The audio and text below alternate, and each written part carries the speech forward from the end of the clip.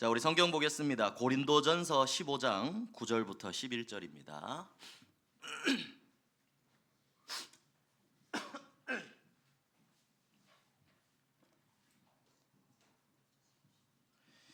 고린도전서 15장 9절부터 11절 말씀.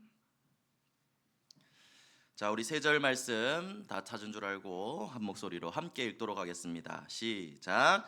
나는 사도 중에 가장 작은 자라. 나는 하나님의 교회를 박해하였으므로 사도라 칭함받기를 감당하지 못할 자니라. 그러나 내가 나 된 것은 하나님의 은혜로 된 것이니 내게 주신 그의 은혜가 헛되지 아니하여 내가 모든 사도보다 더 많이 수고하였으나 내가 한 것이 아니요 오직 나와 함께 하신 하나님의 은혜로라. 그러므로 나나 그들이나 이같이 전파하매 너희도 이같이 믿었느니라. 아멘. 오늘 말씀의 제목은 바울의 특혜입니다. 아까 이게 안 돼서 칠판을 준비하고 그래 문제는 전환점이다 하고 목사님이 판서용으로 딱 정리를 다 했는데 또 하나님 또 되게 해주셨네요. 이게 순종하도록 하겠습니다. 자, 여러분들 이제 9월이 마지막 주일입니다. 또 다음 주는 이제 10월입니다, 여러분들. 그건 무슨 말이냐? 2025년이 이제 2달 남았다는 이야기겠죠, 그죠? 10, 11, 12 3달이군요. 네, 여러분들 이 과정을 통해서도 남은 순간에도 이 하나님 주신 응답들을 놓치지 않고 정말 더 깊이 누리는 여러분들이 되기를 바랍니다. 그래서 9월 한 달의 서론은 참 중요합니다. 첫 번째로 먼저 가질 것이 있다고 했습니다. 여러분들 가장 먼저 무엇을 가져야 된다고 했죠? 기도의 힘입니다. 하나님의 자녀에게 가장 먼저 필요한 것은 기도의 힘입니다. 목사님 얘기했죠. 기도로 힘을 얻는 것은 당연한 건데 여러분들에게 필요한 건 기도의 힘이 아니라 그 이전에 기도할 수 있는 힘입니다. 목사님 그렇게 생각해요. 기도할 수 있도록 하나님 앞에 설 수 있는 힘, 방해물을 제거할 수 있는 힘, 이 힘이 여러분들에게 필요합니다. 나의 상태를 쫙 진단해보고 그런 부분들은 여러분들이 도전하면서 이 부분을 먼저 나의 것으로, 나의 기도로 가지게 되기를 바랍니다. 그리고 두 번째로 먼저 볼 것이 있다고 했습니다. 우리가 봐야 할 것은 물론 TV도 보고 다 봐야 되지만 정말 여러분들이 집중해서 눈여겨보아야 할 것은 작품을 남겼던 증인들의 이야기를 볼 수 있어야 됩니다. 그분들의 이야기를 볼 수 있는 게 바로 책이죠. 그래서 여러분 우리 시험 기간으로 또 이렇게 또 못 읽은 친구들이 있어서 한 주 미뤄졌는데 그 워너메이커는 여러분들의 평생의 인생에 꼭 읽어보고 꼭 지침으로 삼아야 할 중요한 신앙의 믿음의 위인입니다. 그래서 이 책 하나만큼 진짜 여러분 책장에 꼭 꽂혀 있어야 될 것 같고 보면서 여러분들도 많이 도전하는 또 은혜를 누리는 시간이 되었으면 좋겠습니다. 아마 중요하기 때문에 더 자세히 읽으라고 하나님이 시간을 주신 게 아닌가 싶습니다. 그래서 이들을 보고 여러분들의 삶도 작품을 남기는 증인의 삶이 될 수 있도록 많이 보고 또 인도를 받으면 좋겠습니다. 마지막 세 번째는 이제 준비할 것입니다. 여러분들이 준비해야 될 것은 달란트인데요. 그냥 잘하는 게 아니라 복음을 위한 달란트입니다. 이 달란트의 끝이 성공이 아니라 이걸 넘어서 성공자의 자리에서 복음을 증거할 수 있도록 복음을 위한 나의 달란트, 단순히 기능만이 아니라 정말 하나님이 나에게 주신 것들을 하나하나 찾아 나가야 됩니다. 그래서 그것을 통해서 하나님께 영광을 돌릴 수 있도록.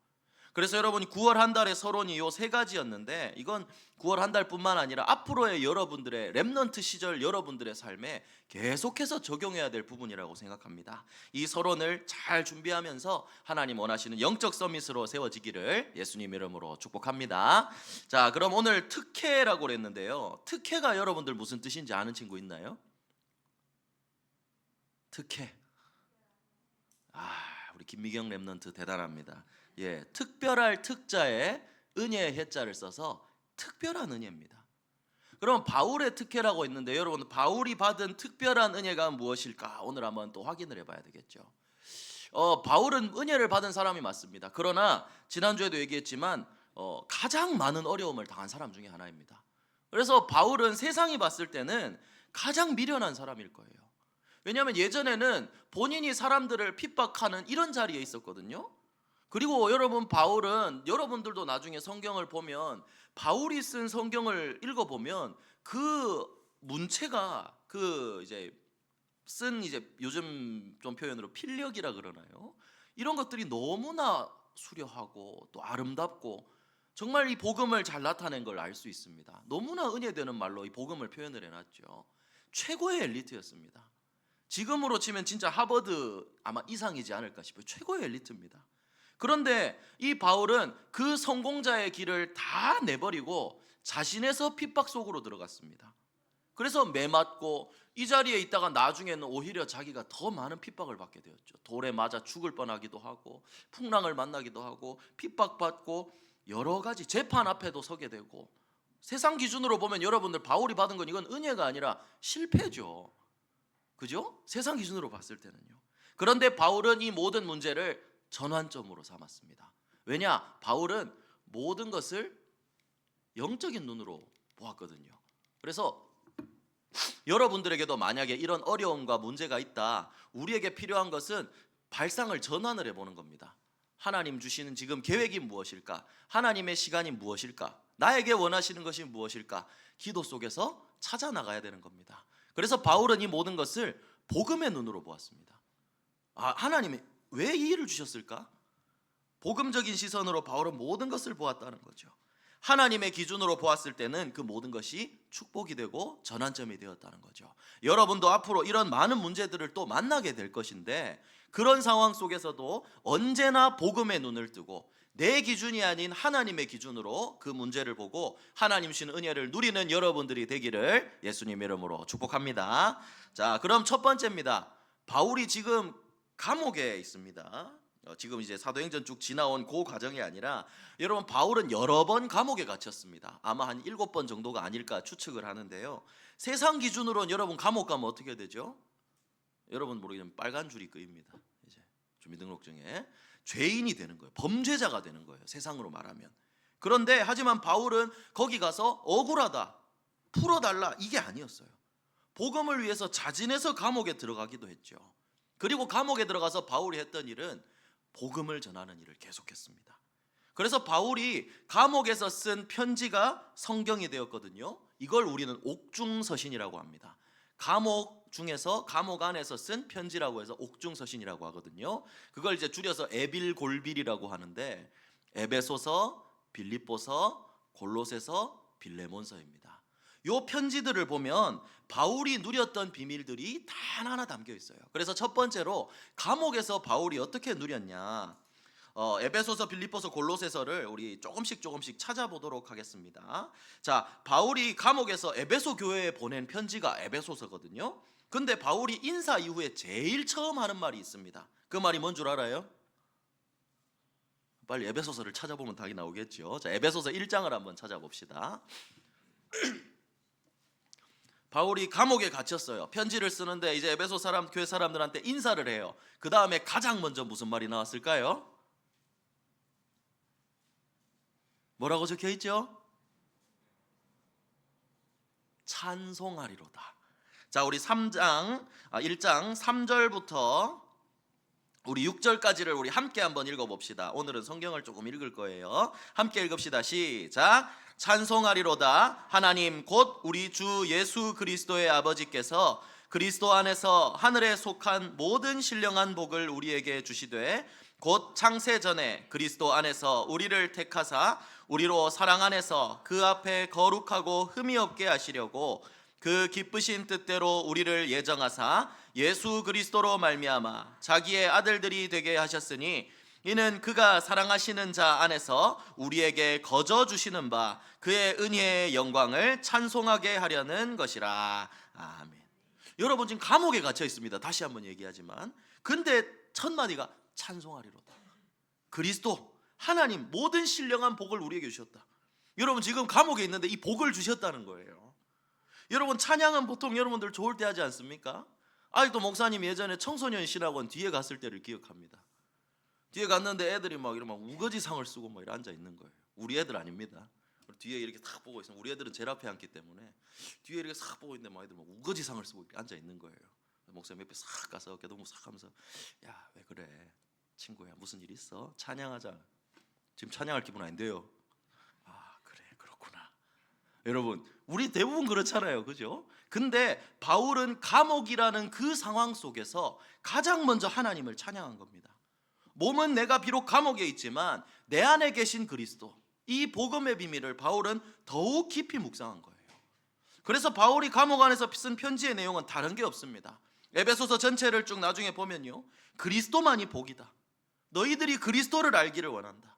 그리스도는 부활하셨다. 십자가로 우리를 화목하게 하셨다. 사랑으로 우리를 하나 되게 하셨다. 그래서 너희는 그리스도로 말미암아 감사해라 라고 합니다.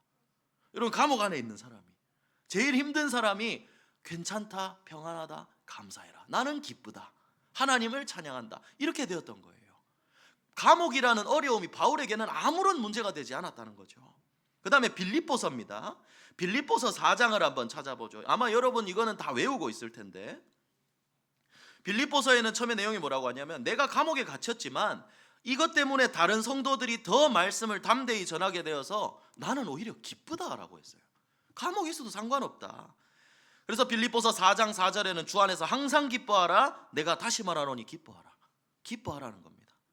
그리고 빌립보서 4장 6절과 7절, 자, 암송할 수 있는 친구들을 암송하고 우리 함께 보도록 하겠습니다. 시작. 아무것도 염려하지 말고 다만 모든 일에 기도와 간구로 너희 구할 것을 감사함으로 하나님께 아뢰라. 그리하면 모든 지각에 뛰어난 하나님의 평강이 그리스도 예수 안에서 너희 마음과 생각을 지키시리라. 아멘. 여러분, 이게 감옥에서 쓴 거라니까요. 감옥에서.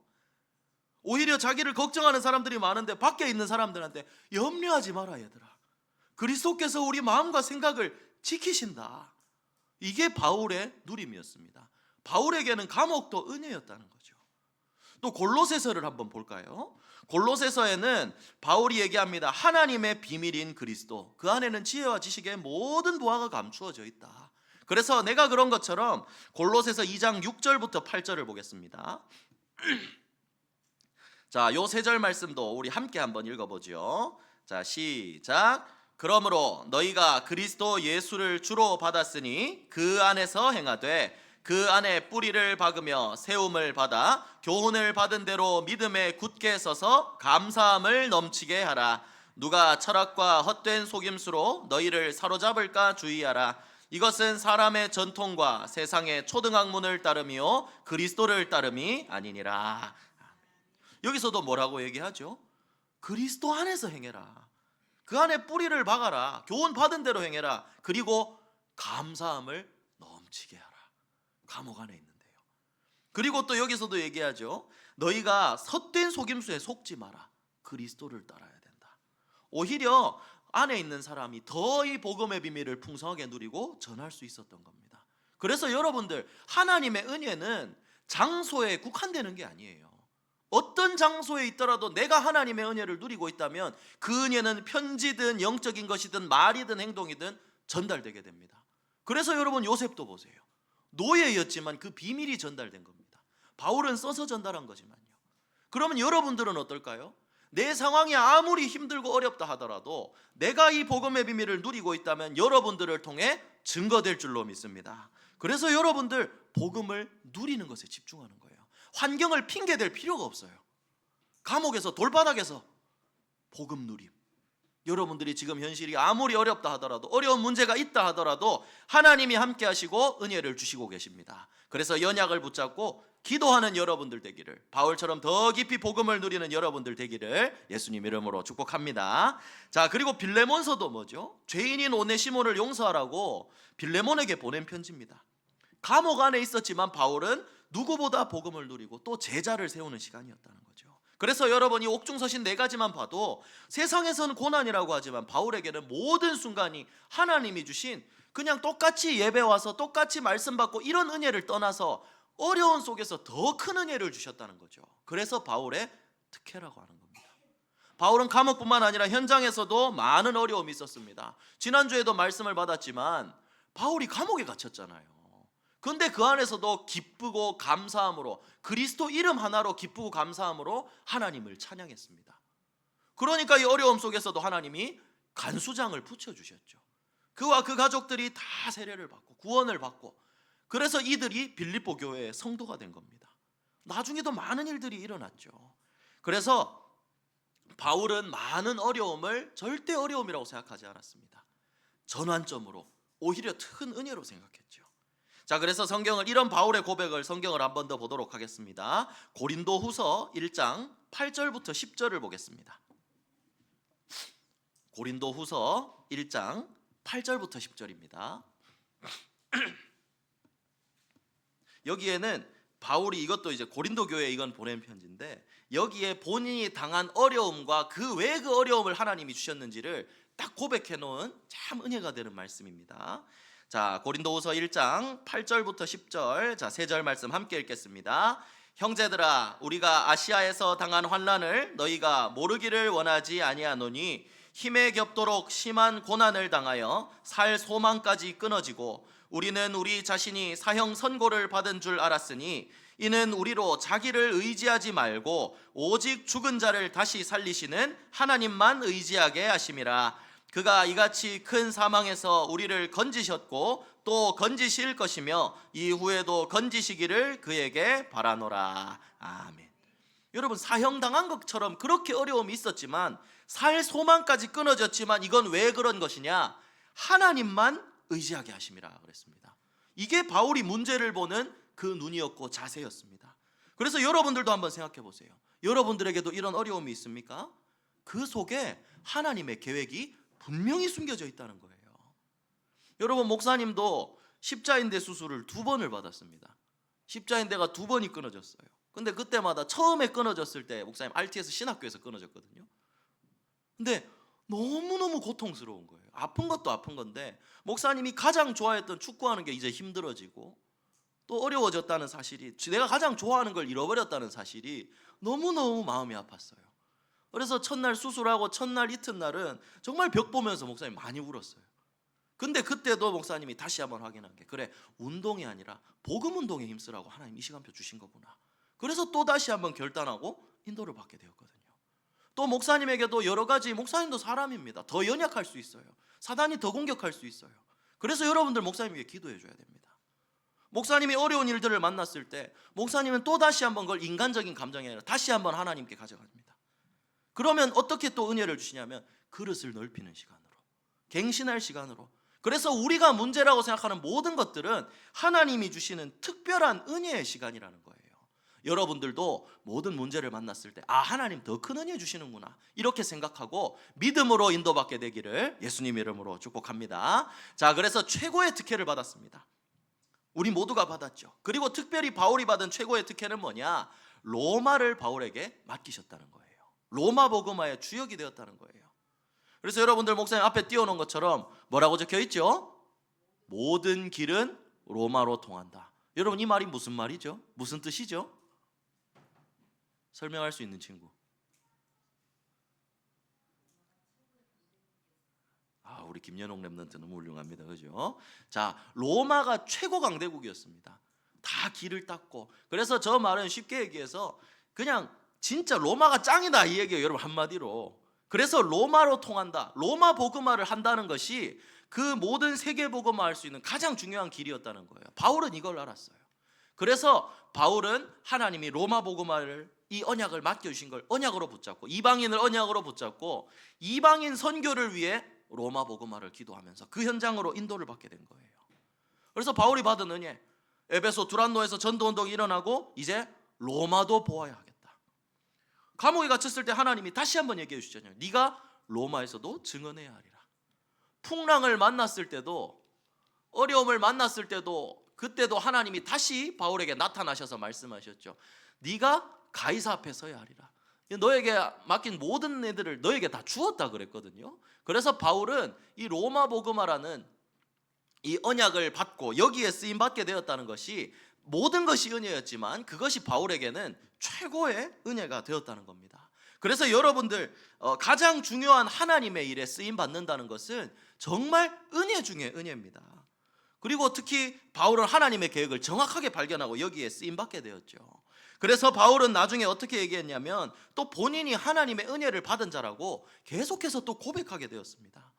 목사님 오늘 읽은 본문도 그렇고, 목사님이 또 어린이 수련회 예전에 이제 올해 이렇게 앞에 하나님 은혜로 또 강사로 이렇게 서게 되었었잖아요. 그때 목사님이 묵상했던 말씀이 있어요. 그것도 바울의 옥중서신 에베소서의 고백이거든요. 이것도 우리 같이 한번 찾아볼까요? 에베소서 3장 7절부터 9절입니다.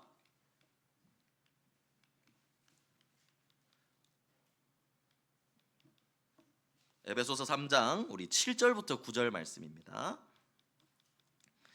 자, 우리 다 찾았으면 세 절 말씀 우리 함께 한번 읽어봅시다. 시작.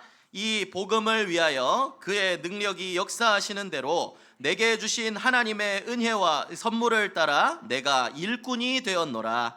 모든 성도 중에 지극히 작은 자보다 더 작은 나에게 이 은혜를 주신 것은 측량할 수 없는 그리스도의 풍성함을 이방인에게 전하게 하시고 영원부터 만물을 창조하신 하나님 속에 감추어졌던 비밀의 경륜이 어떠한 것을 드러내게 하려 하심이라. 아멘. 바울은 알고 있었던 거예요. 하나님의 은혜로 내가 일꾼이 되었고 이 은혜로 이방인들에게 복음이 전하게 되었고 하나님의 비밀을 드러내는 것이 여기에 쓰임받는 것이 최고의 은혜다. 이걸 알고 있었다는 겁니다. 그래서 여러분들 이게 바울에게 주신 특혜일까요? 우리에게도 주신 특혜입니다. 바울에게 로마 복음화를 맡기셨다면 하나님 우리 강북영광교회는 프랑스 선교를 맡기셨습니다. 이건 우리에게 주신 짐이고 부담이 아니라 은혜입니다. 여러분들, 목사님 여러 번 얘기하죠. 우리 교회 규모로는 프랑스 선교 할 수 없어요 사실. 그런데 하나님의 은혜로 우리는 단 한 번도 빠짐없이 인도를 받아 나가고 있습니다. 은혜예요. 하나님이 주신 특별한 은혜입니다. 여러분 이걸 기억하기를 바라고, 그리고 여러분들도 이 모든 특혜를 받았습니다.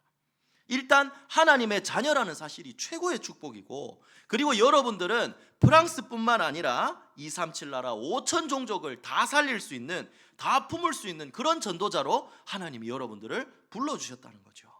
그래서 바울만 특혜를 받은 게 아닙니다. 오늘 제목이 바울의 특혜지만 여러분들, 내가 받은 특혜로 여러분들도 이 제목을 또 기억하면 좋겠죠.